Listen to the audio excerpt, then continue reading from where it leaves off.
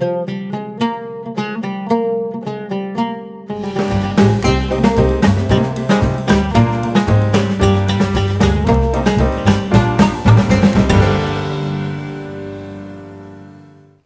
cara ikut Rasulullah? Contoh seperti yang di sebelah ini. Ada masjid. Zamannya Nabi itu kalau orang adzan di mana? Di atas. Kenapa di atas? Biar suaranya terdengar kemana-mana. Karena waktu itu belum ada speaker. Belum ada speaker. Sehingga dibuatkan tempat khusus untuk orang adzan yang tinggi namanya manaroh. Yang kita kenal sekarang dengan menara.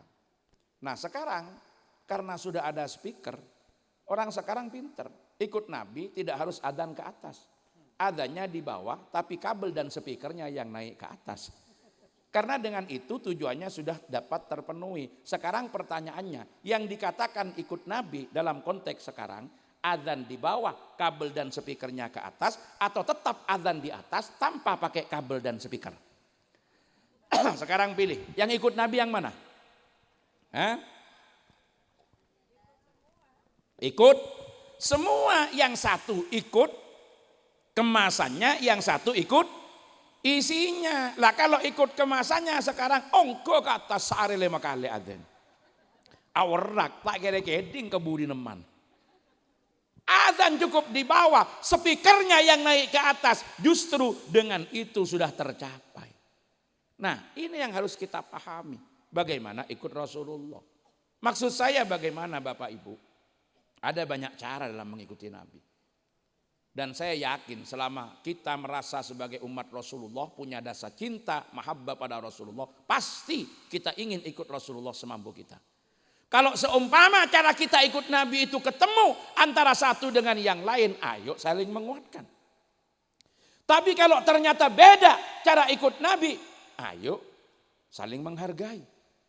Karena itu pilihan. Mau ikut ke bedena, apa mau ikut ke esena. Itu pilihan. Dan ini rawan terjadi perbedaan. Sehingga kalau seperti ini, ayo. Norok Nabi jangan jadikan sebagai sumber konflik dan sumber perpecahan. Karena berebut benar. Tetapi justru semangat ikut Rasulullah harus saling menghargai. Kalau memang ternyata dihadapkan pada kenyataan beda cara antara satu dengan yang lain. Dengan kita berhusnudzon bahwa masing-masing ingin ikut Rasulullah sebagai bukti cinta kepada Rasulullah. Karena cinta kepada Rasulullah yang akan mengantarkan kita dikumpulkan bersama Rasulullah kelak di surganya Allah Subhanahu wa ta'ala. Allahumma sholli ala Muhammad. Jadi ini yang paling penting. Ini semangat yang kita pegang. Bagaimana cara kita ikut kepada Rasulullah, bagaimana cara kita meneladani Rasulullah sallallahu alaihi wasallam. Jadi yang kita lihat di situ substansinya. Belum kalau kita membahas bagaimana cara Rasulullah makan, cara Rasulullah berpakaian, cara Rasulullah berkendara. Itu dalam kaidah disebutkan di mana kita harus membedakan antara yang dikerjakan Rasulullah apakah itu bagian daripada kurbah, taqarrub ilallah, ibadah, atau itu bagian daripada sekedar tradisi.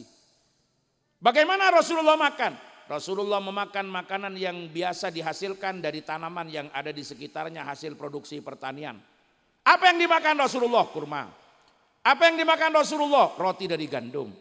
Maka tidak usah kaget kalau ketemu riwayat bahwa Rasulullah makan hanya dengan 3 jari.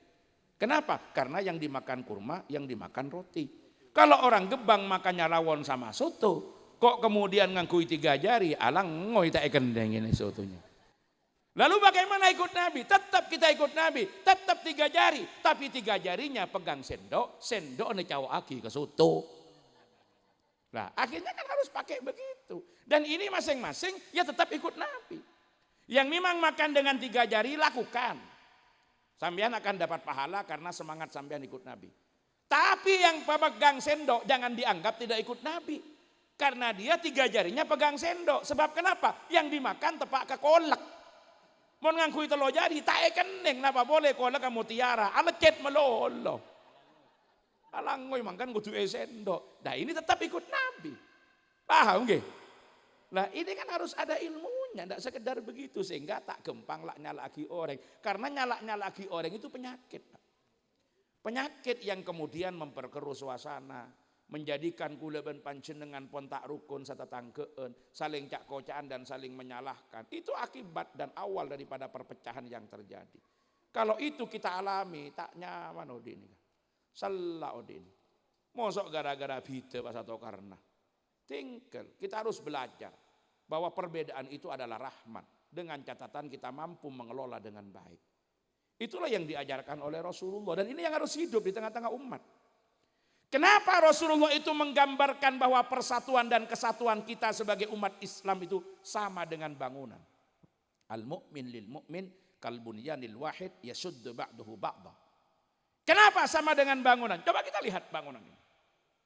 Bangunan ini unsurnya ada semen, ada bata, ada kapur, ada kaca, ada genteng, ada kayu.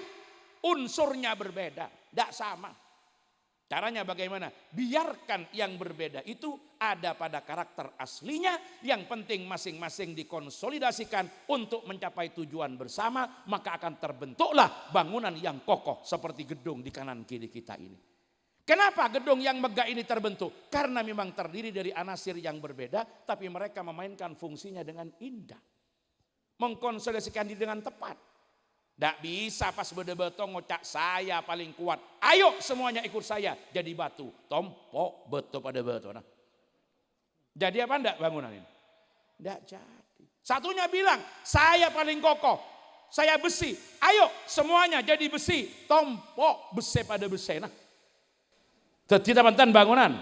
Tak kira jadi. Justru bangunan ini berbentuk seperti ini dan kokoh karena membiarkan yang beda tetap berada pada karakter aslinya, tetapi kompak bersama-sama saling menghargai peran yang satu dengan yang lain tanpa perlu mendominasi dan tanpa perlu mengecilkan dan mendiskriminasikan karena masing-masing punya perannya sendiri.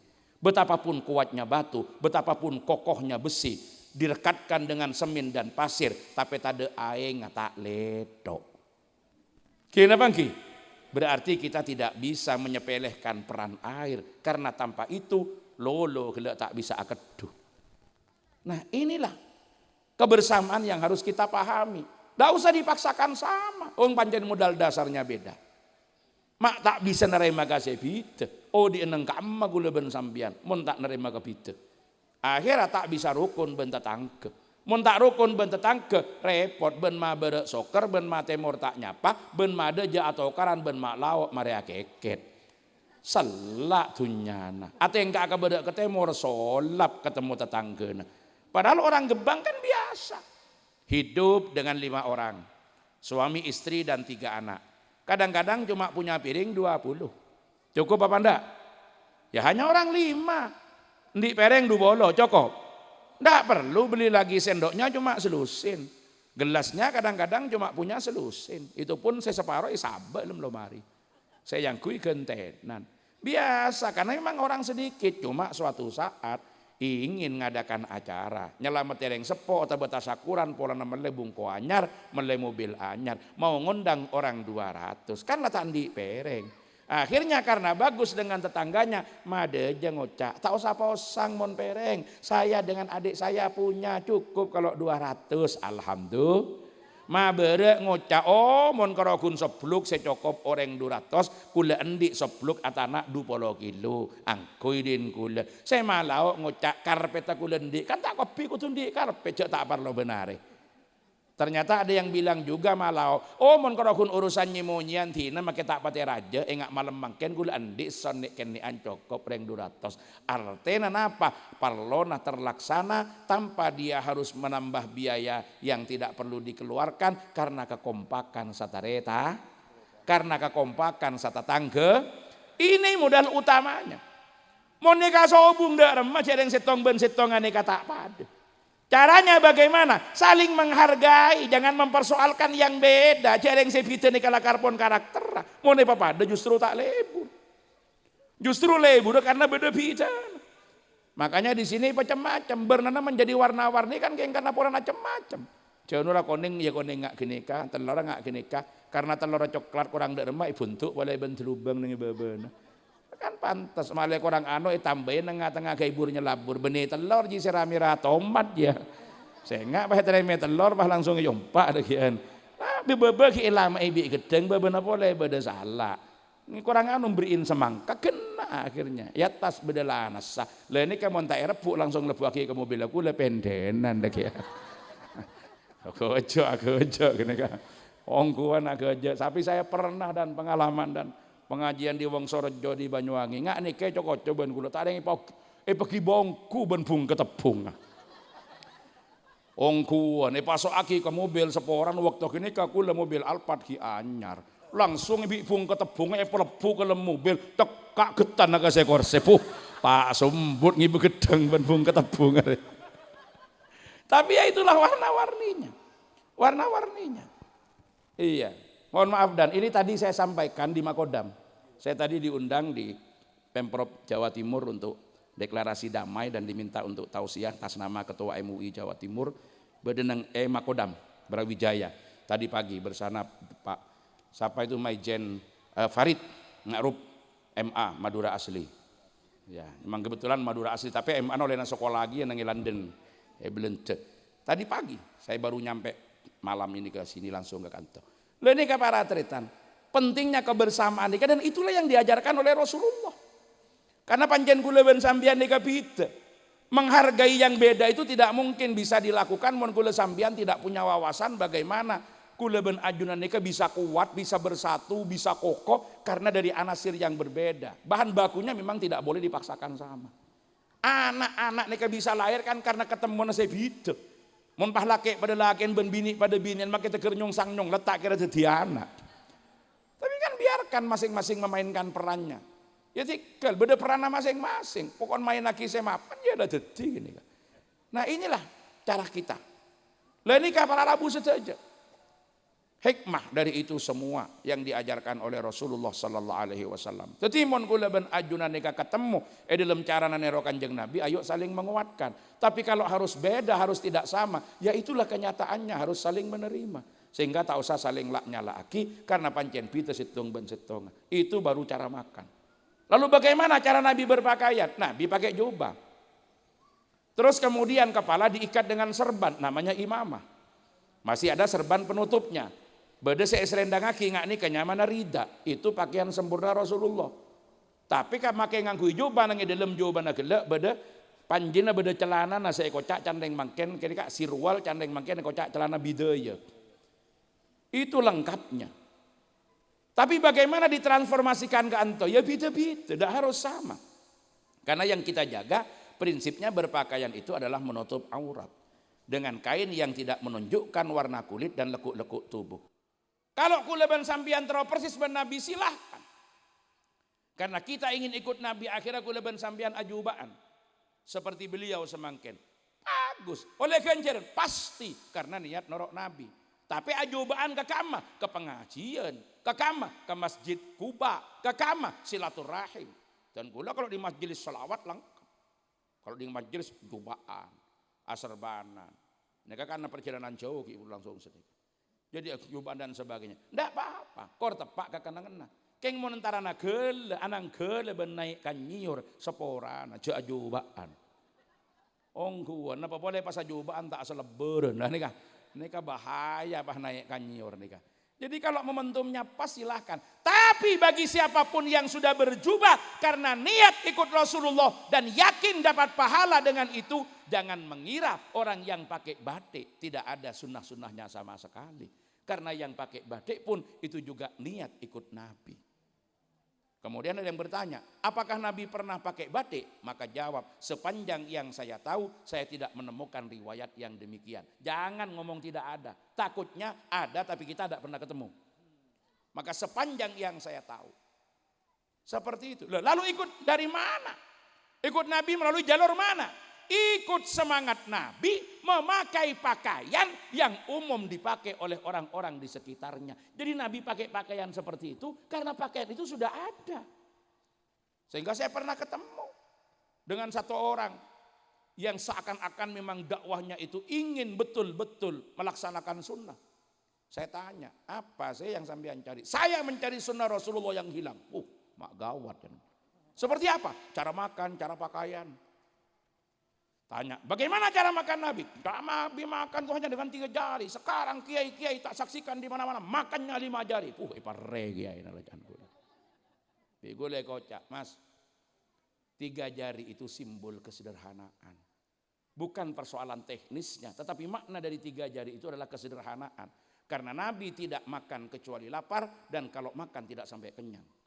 Jadi kiai-kiai walaupun kadang-kadang terpaksa harus 5 jari karena unsur yang dimakan yang berbeda bentuknya, tapi sedeer tak lebih dari secentong. Sambian makin ngocak 3 jari cuk yang setalambah kalau cukup jeruk konge nggak nika tompes cangku. Jadi maksudnya bukan itu. Terus sampai tanya pakaian, saya tanya, pakaian Nabi seperti apa? Seperti yang kami pakai. Oke, pakaian Abu Jahal yang apa? Bingung. Pakaian Abu Lahab yang apa? Pada nggak gini-gini ya. Pakaiannya. Mangkana beda orang jemaah haji ki bro pak ke Mekah nang Mekah ngetelak dengan surbanan padahal tepak ke manol ekolokose sesion tananga. Padahal manol gini tukang unyon gua gini. Jadi ada yang memang lakarlah ajubaan kapin ngi kasa. Lah itu kan pakaian daerahnya. Tapi kalau kita niat ikut Rasulullah gak ada masalah. Kita akan dapat pahala. Tapi jangan menganggap yang berbeda dengan dirinya tidak ikut Nabi. Itu problemnya. Itulah problem memahami sunnah. Allahumma sholli ala Muhammad. Ini yang harus kita pahami semua para tretan. Jadi tidak cukup semangat. Harus ilmu. Lah karena itulah. Maka maulid dengan cara kedua itu penting. Apa maulid dengan cara kedua dan apa tujuannya? Disebutkan dalam surat Hud ayat 120. Ini yang jadi dasar. Wa kullan naqussu 'alaika min amba'ir rusuli ma nusabbitu bihi fu'adak wa ja'aka fi hadhil haqqu wa dzikra wa mau'izatul lil mu'minin.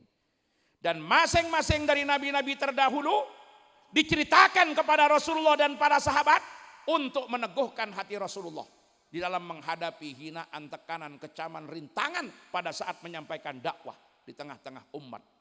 Allahumma shalli ala Muhammad. Kenapa demikian? Tidak jarang para sahabat dan Rasulullah menghadapi tekanan, perilaku yang tidak baik yang dilakukan orang-orang yang tidak mau menerima dakwah Rasulullah. Dicaci, dimaki, tobu kanjeng Nabi ini. Yang gila itu sudah biasa. Dan para sahabat diperlakukan dengan kasar, disakiti secara fisik, bahkan sampai diembargo secara ekonomi. Itu dialami oleh para sahabat. Akhirnya sahabat itu matur. Mata nasrullah.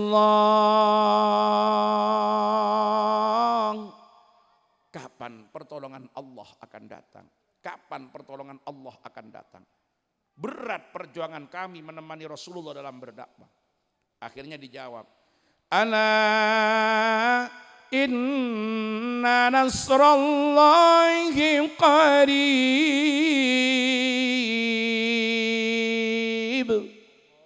Pertolongan Allah dekat. Pertolongan Allah dekat. Sudah hampir pertolongan Allah itu. Datang. Mereka tunggu. Katanya dekat, katanya mau datang. Di mana? Kok gak datang-datang? Ditunggu-tunggu, kok gak datang-datang? Mana pertolongan Allah? Katanya dekat, saya tunggu. Kok sampai sekarang? Gak ada. Dicari. Ya dekat itu kan kualitatif.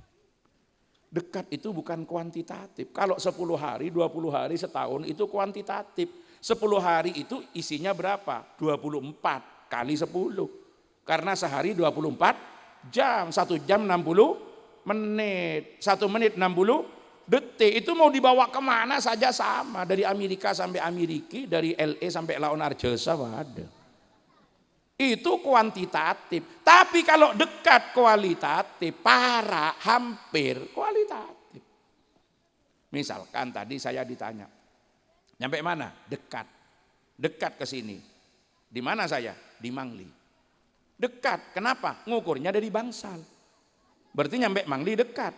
Tapi mun mang kata dari Condro, pas kun keluar depak ke Masjid Rotul Muhlisin ngocak dekat, apa teh beres. Dekatnya sudah sampai pom bensin ke sini.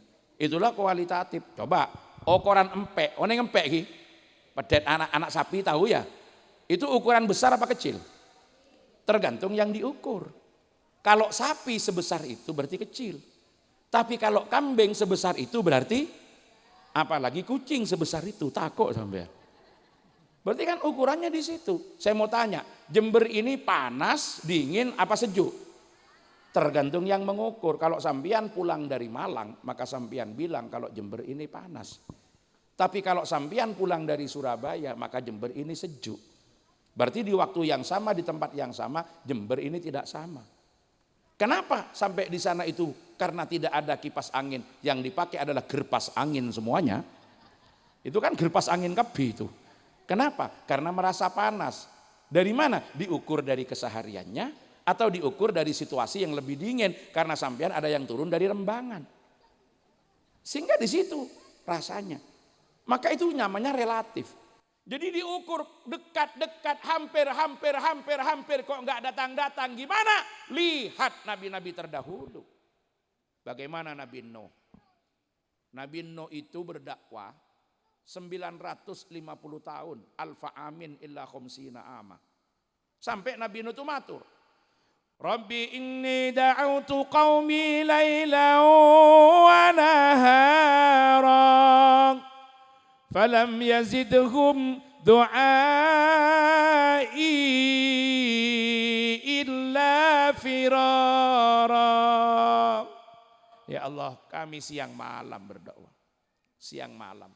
Itu kalau bahasa Al-Quran bukan siang malam, tapi lailan wa nahara, artinya malam dan siang. Mencan Al-Quran, ini da'autu qaumi lailan wa nahara. Tapi tarjemahnya menjadi siang malam. Jangan diterjemahkan malam siang karena tak umum. Jadi tarjemah itu harus ikut kepada bahasa target, bukan ikut kepada bahasa asal. Sampean mengartikan PP itu apa? Berarti sampean pulang dulu sebelum pergi. Sampean kan belum berangkat kok sudah pulang. Yang benar pulang pergi apa pergi pulang? Ya seharusnya pergi pulang, tapi secara umum ngocak.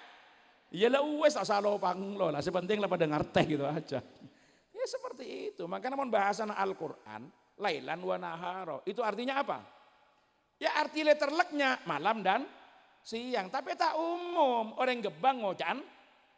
Ya siang malam engkau lajek, siang malam tak tuambut. Akhirnya ngocak malam siang. Enggak. Itu bahasanya Nabi Nuh. Saya mengajak siang malam. Tapi ajakan saya bukan diterima dengan baik, malah dibawa pergi, ditinggal lari.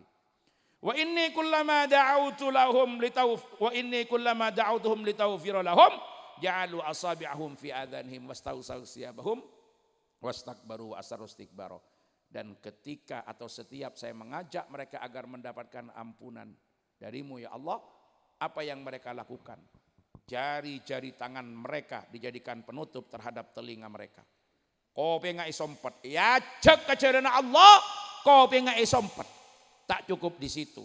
Wastagsaw siyabahum, sarong yang ke atas, itu to bagi kecetak, pas itung kangin. Neka gula adep kama neka, gula adep kedaja begitu gula assalamualaikum sampian langsung abelik adep kedaja gia. Berarti gula iburi, paham gih? Dan maturan apa? Itung ka, nggih, dibureni, paham gih? Pas sarong yang ke atas, karena sarong yang ke atas ya ada pas tungkang, HP na duru gelandur kape. Kau benga isompet, itulah yang dihadapi Nabi Nuh. Yang dihadapi Nabi Nuh. Artinya apa? Dengan para sahabat melihat bagaimana perjuangan Nabi Nuh, tapi pada akhirnya Nabi Nuh walaupun berat perjuangannya Allah beri kemenangan, termasuk nabi-nabi yang terdahulu, sehingga ada semangat di hati mereka. Oh berarti saya juga akan mendapatkan hal yang sama. Memang berat pada awalnya, tapi pada akhirnya kami semua juga akan mendapatkan kemenangan dari Allah Subhanahu wa ta'ala. Artinya apa para tretan? Kalau Rasulullah masih perlu diceritakan kehidupan nabi-nabi terdahulu, sahabat masih perlu dihadirkan riwayat nabi-nabi terdahulu, napa boleh kita yang ada pada saat ini sangat penting dihadirkan kisah-kisah Rasulullah, termasuk ulama-ulama terdahulu yang bisa menjadi spirit bagi perjuangan kita. Para TNI perlu disampaikan bagaimana perjuangan para jenderal yang menjadi korban atas keganasan perilaku orang-orang yang tidak bertanggung jawab atau memang mati dalam medan tempur untuk membela bangsa dan negara. Sehingga semangat itu akan terpatri di dalam jiwa. Bagaimana semangat mereka mempertahankan kemerdekaan RKRI atau mendapatkan kemerdekaan ini dengan alat-alat yang belum memadai. Berhadapan dengan kekuatan penjajah, sepon alat canggih. Tapi mereka tidak gentar Karena mereka mengharapkan kehidupan yang lebih baik. Walaupun bukan untuk mereka, tapi untuk cucu-cucu mereka, untuk anak-anak mereka. Itu kalau terus diinspirasi, ya tena semangat tegar. Tak kira toman takok di medan tempur. Karena mereka tahu bahwa perjuangan ini adalah mencari kemuliaan di sisi Allah. Dan tetesan darah yang mengalir itu akan menjadi catatan yang akan diingat oleh anak cucu bangsa ini sampai ke akhir. Sehingga semangatnya luar biasa. Walaupun semakin dikaca-kaca luar biasa. Dan di NU itu kalau sudah ada yang semacam itu banyak pasukan berani mati tapi takut lapar. Jadi mereka sanggup kalau mati, tapi mun petokan tak datang ngamuk. Oh, ini namanya pasukan berani mati tapi takut lapar. Ya enggak apa. Banser ya. Bawa tapi ya macam-macam. Mun beda para santri-santri ini kalau belum dapat suami berbahagialah kalau dapat banser. Kenapa? Jangankan sampian, wong ulama saja dijaga, apalagi anak sampian. Nah kan nih kajaan orang hidup banser gini kan. Begini para tretan itu kan jadi spirit perjuangan. Bagaimana kita? Ya kita memperjuangkan juga. Di Nahdlatul Ulama kita punya contoh Hadratus Syekh Hasyim Asy'ari, Yokom, penjara, disiksa. Di Muhammadiyah kita punya contoh bagaimana Ki Ahmad Dahlan dan para tokoh-tokoh yang lainnya. Yang meletakkan dasar-dasar kemerdekaan bangsa kainto. Itu semua yang akan jadi panutan kita. Makanya kula sampean tak akan gentar menghadapi berbagai macam tantangan kadinikan. Jadi pengurus nang Nahdlatul Ulama kadang-kadang ngajak bagus tak nemu bener. Tampan salah, tahu saga bater. Pendahulu-pendahulu kita lebih berat daripada kita. Tapi pendahulu kita kembali lagi pada Rasulullah. Rasulullah benih cuma caen tapi sampai disakiti secara fisik. Ketika Rasulullah hijrah ke Taif, tak cukup caen tapi lempar dengan batu sampai jidat beliau mengalirkan darah. Tapi bagaimana Rasulullah ketika ada tawaran dari malaikat Jibril untuk membalas perbuatan mereka, Rasulullah tidak mau. Biarkan malaikat Jibril. Mereka berbuat seperti itu karena mereka tidak tahu. Kalau mereka tahu tidak akan seperti itu. Kalau mereka tidak sadar sekarang, mungkin besok. Kalau belum mereka, mungkin anak mereka. Kalau anak mereka belum mau, mungkin cucu mereka. Kalau cucu mereka belum siap, mungkin cicit mereka. Mun cicit kita gelem kompoya, pola kerpekah. Tak tahu bahasan lah apa kerpek. Mungkin kerpek mereka. Mun kerpek kita anda apa? Pola anak kerpek, kompoy kerpek sari tibi nyaman gila. Pada akhirnya semuanya akan ikut Rasulullah. Semuanya ikut Rasulullah. Lah, mun mangken ki ngadepi tantangan biasa. Pas kula pengajian, kemudian ki pakune rasane kok cai tak nemu bener. Ya lah torot, saya harus ngurus. Cek Kanjeng Nabi lebih berat dari itu. Kanjeng Nabi sampai dilempar dengan batu. Alhamdulillah kula sampai mangken ngaji dari Borok ke Timur pagi siang malam, enggak ada yang ngelempari saya dengan batu. Alhamdulillah, keng mun beda pas ajanjian buru kula. Mana yang bae berak bulu ke Timur kula. Ongguan. Tak ada yang melempar dengan batu, tidak ada. Tidak ada. Yang mau dilempar ban berkat sekut gula. Taoning malam mangken. Ya mun badai ki ba. Ya mun tada rezeki na aba mulai demang sana ya. Mun kita siap edente Ndek bedana make sak tak napa. Cek bagasin mobil raja. Tenang, tidak pernah ruwet. Perkara terus tada ya alhamdulillah pancen beni bagi enna. Mun cecer pas ki balik fawaid keng lakal rezeki kan saneka. Nggak usah ruwet di ini kan. Allahumma sholli ala Muhammad. Itu jadi spirit. Jadi spirit kita tatak. Perkara cuma ngerasani ya lo tinggal. Cek ngerasani sambil gue tak kenal kambian. Sekarang sambian mau ngerasani saya urusan sambian. Wong yang pegang mic saya. Dan saya enggak dengar sambian mau ngomong apa. Saya harus ngurus ya.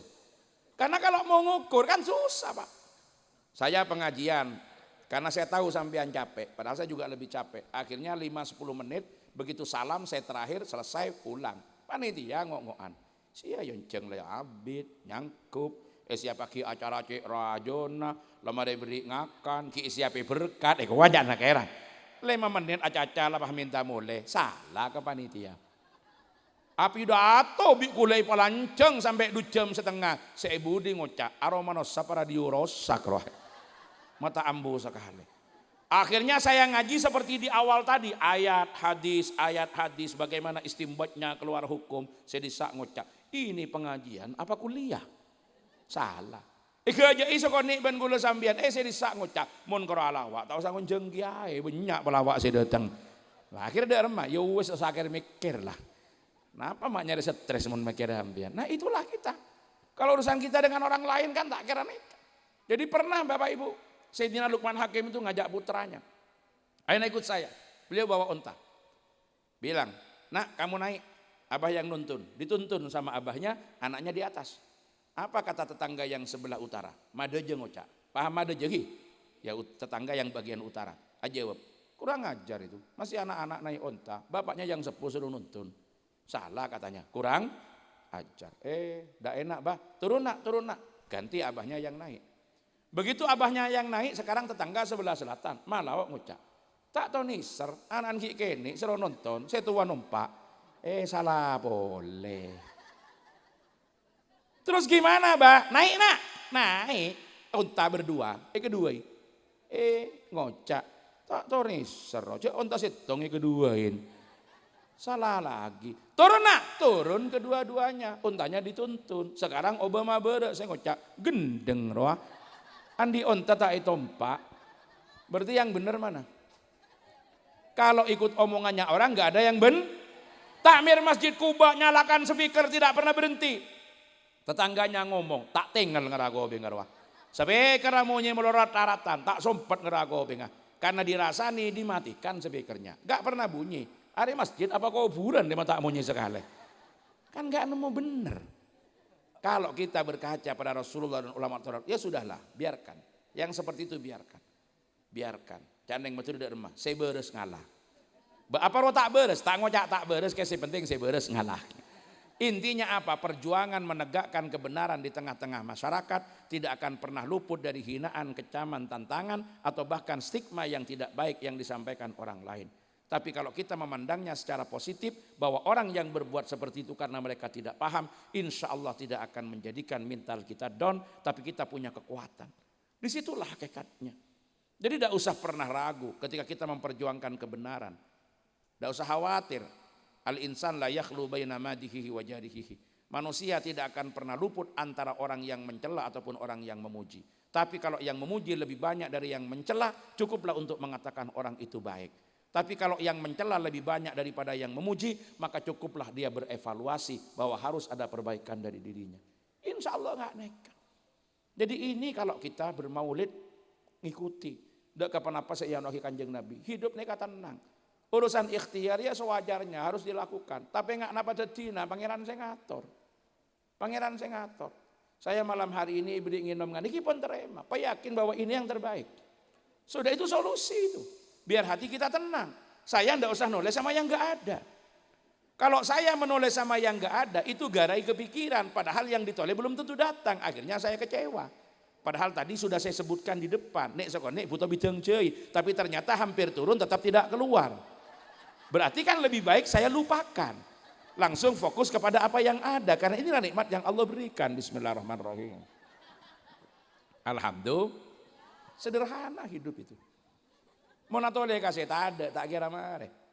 Ladi andiin gini. Saya binin ngak gini kila pun lagi nikah. Saya lakin ngak gini kila ngak gini. Teruan di elong loncong ternyata binin tapak ke perseng. Ya lah wes lah. Berarti dia rezeki. Mon palopah ngocak kasih bini, saya bangga dek punya istri hidung pesek kayak sambian. Boh, mak ngenyik mas, enggak, ternyata hidung mancung itu tulang kalau dicium atos. Tapi hidung pesek itu daging kalau dicium lembut. Loh kenapa? Ternyata dalam kepesean ada kelembutan. Orang yang hidungnya pesek rata-rata umurnya lebih panjang. Kenapa? Mun anya bengiri dewa. Ada burung saya kecewa. Kenapa? Karena semuanya akan kita anggap sebagai hadiah yang paling baik. Biasa perkara masih fi awalil amri ya sudah sepenting semangat. Jadi seperti Dr. Kiai Haji Muhaimin, insya Allah berikhtiar untuk mencurahkan kemampuan yang Allah berikan baik tenaga, pikiran ataupun waktu dan biaya untuk ikut berkhidmah dalam skala yang lebih luas secara konstitusional menjadi bagian penting dalam menentukan arah perjalanan bangsa ke depan khususnya di Jawa Timur. Ikhtiar yang maksimal. Mun tak kelero lebat P3 DPRD Provinsi Jawa Timur, partai yang nomor 5, nomor urutnya mun tak kelero nomor 3 ngada berapa nih. Mentan gue ini ke contoh gue apa. Itu urusan sampean mun tak kelero. Itu ikhtiar. Lakukan dengan cara yang baik, komunikasikan yang baik, sampung saya mapan. Perkara paring sareng Allah itu adalah amanah yang diterima. Mun kita paring tapi jangan meninggalkan usaha. Pada akhirnya apapun keputusan Allah, yakin kalau itu yang terindah dari Allah. Itu aja. Itulah yang terindah dari Allah. Kinga gini, jadi selesai. Persoalannya selesai. Allahumma sholli ala Muhammad. Nah, itulah para Rabu setuju. Kalau kita mencontoh Rasulullah. Dan di dalam maulid disampaikan. Bagaimana Rasulullah? Kanat yadahu tadharu barakatuhuma fil mata'imi wal masyarib. Jadi Rasulullah itu selalu menambahkan kegembiraan apapun yang ada. Mau diparingin sate gole, pas ada bodoh lakar mangken tempo nak orang dere. Tepak, berarti yang memberikan enak, merasa yang diberikan itu betul-betul dibutuhkan. Tapi kalau yang keluar itu ikan laut, alhamdulillah saya memang kerasa sekali mulai tadi kayak kurang protein. Mundepak keluar sayur, alhamdulillah aku agak kesulitan buang air besar. Kayaknya memang saya kurang serat, untung sekarang ada sayur, penyaman. Kolopan deer. Mun tak paten rem tinggal beri sayur kepi padahal pan mapan sayur tepak keterong, tepak kalangker, tepak ka macam-macam paha kotak. Kan perasaan saya beri. Manyaman, mun manyaman nyaman nongku. Nih saya keluar apa? Pokari sweat. Untuk apa? Pengganti ion tubuh yang hilang. Nggak usah mikir susu karena pikir belum tentu datang. Jangankan susu, bidang jai pakuntade. Maka ini aja. Langsung yenom. Bismillahirrahmanirrahim. Maka ada sudah nutrisi, ion tubuh yang hilang sudah tergantikan. Ketemu benega, larutan penyegar cap kaki 3. Apa fungsinya? Menghilangkan panas dalam. Ada fungsinya semua. Mun seni kaeng poten apa? Memperlancar air seni. Jadi mun yenom tabun kembung molena cercer. Artinya apa? Masing-masing ada fungsinya. Keng duli petoron karena mun temu teloan ben sebudi aromono sapa buta kana mah. Jadi selesai kan, yang paling penting itu pengelolaan secara emosional. Itu paling penting. Jadi mohon bapak-bapak, ibu-ibu pada penterengak nikah karena bermaulid. Dan itulah ketika kehidupan Rasulullah dihadirkan. Maka kuda sambian tak usah kabeter. Urusan mau corona, mau apa, mau pacak kelik. Ya itu kan negara secara umum. Tapi amah yang paling tahan hidup kan kuda ben sampean. Kemarin ketika corona sudah begini, beda saya senang. Tinggal tanya akin yang sisa, apa corona? Telur. Apa corona? Minyak. Apa corona? Gula. Apa polana selama corona beda telur, beda gula, beda minyak gratisan. Pah ngocak nang tisa, mentar tak tuli nyingke corona. Enggak ada susahnya mereka aja beras di NTB oleh nak atane. Mun terojo kok kalau nyambeli aja mah tibi. Nyaring nyaman tenang, tak ada seruat. Tak ada seruat jangan krisis nah apa saya krisis. Kalau orangnya punya sikap seperti itu. Berapapun yang ada, itulah mental yang dibangun. Makanya banyak si ada orang amolot tak kira melarat, tak kira ngosokan, tak kira tokaran, tak kira ngampulan. Kenapa? Karena sisi kehidupan Rasulullah betul-betul diterjemahkan dalam kesehariannya. Sehingga menjadi spirit dalam kehidupannya. Allahumma sholli ala Muhammad.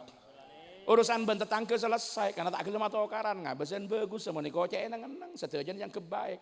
Mau ni kocek orang tak yang kep ngocak, yang kep nolongi abek nyari kecubaan. Karena manusia sulit nyari cobaan tibi, gampang nyari cobaan yang lain. Ditanam masih bisa ngosok, tak kira gelem ngosok. Contoh kula marina berkata asokor tambahan rezeki. Tidak berkata asokor mulai demang. Nah ayo, masih tadi ngosok. Ndak ada, semuanya enak.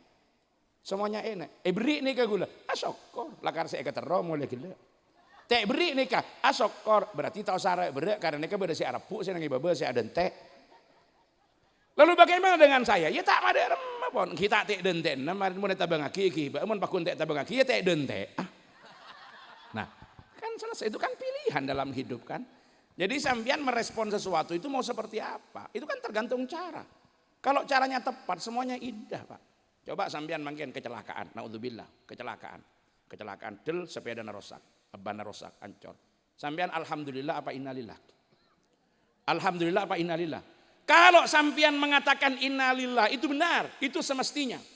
Karena setiap kita mendapatkan musibah, kemudian kita baca innalillah, maka Allah akan mengganti semuanya dengan yang lebih baik dan samping Allah akan beri pahala.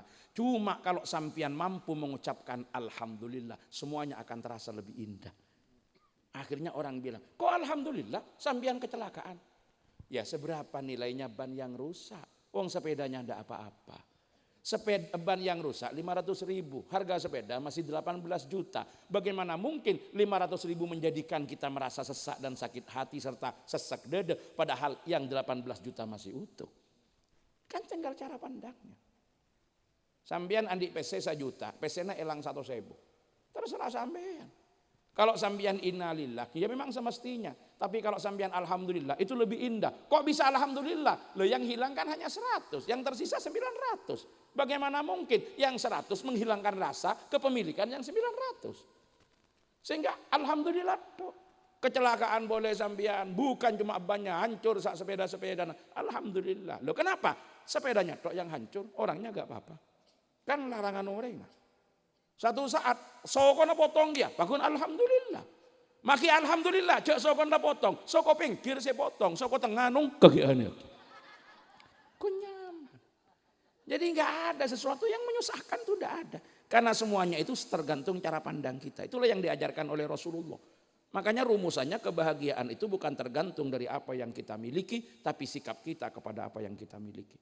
Mun pilihan kuleben ajunan dalam bersikap itu tepat, maka hidup akan terasa nikmat seperti apapun kondisi yang sedang kita hadapi. Nikah salah satu inti ben parlona maulid, bahwa kita tidak sekedar euforia, tidak sekedar bergembira, tetapi ada sisi kehidupan Rasulullah yang kita hadirkan agar memenuhi terhadap struktur otak kita, dan tatkala kita dihadapkan pada satu masalah, dengan sendirinya akan mereverse kepada apa yang telah penuh dan ada dalam otak kita.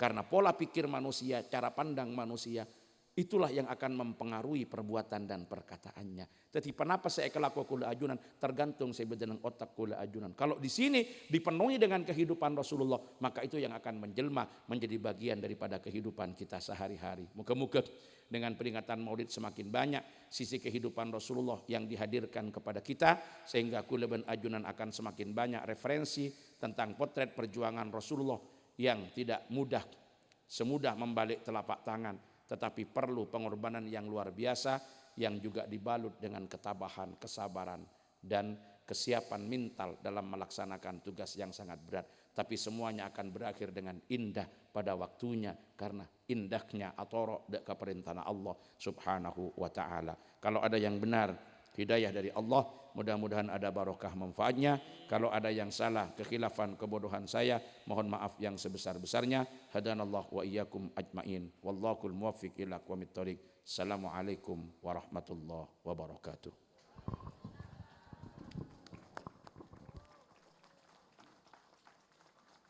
على كل صحابة التابعين والحمد لله رب العالمين حمدا نعمين حمدا شاكرا حمدا يوافي نعمه يكفي مزيدا يا ربنا لك الحمد كما ينبغي لجلال وجهك الكريم ولعظيم سلطانك اللهم صل وسلم وبارك على سيدنا محمد صلاة تجعلنا بها من أهل العلم ظاهرا وباطنا وتحشرنا بعبادك الصالحين في دنيانا وأخرانا وعلى آله وصحبه وسلم اللهم سلمنا والمسلمين وعافنا والمسلمين واكفنا وياهم شر مصاب الدنيا والدين برحمتك يا ارحم الراحمين اللهم انا نسالك من خير ما سالك من نبيك وحبيبك سيدنا محمد صلى الله عليه وسلم ونعوذ بك من شر ما استعاذك من نبيك وحبيبك سيدنا محمد صلى الله عليه وسلم ربنا آتنا من لدنك رحمة وهيئ لنا من أمرنا رشدا ربنا آتنا في الدنيا حسنة وفي الآخرة حسنة وقنا عذاب النار وادخلنا الجنة مع الأبرار يا عزيز يا غفار يا رب العالمين وصلى الله على سيدنا محمد وعلى آله وصحبه وسلم والحمد لله رب العالمين بأسرار الفاتحة.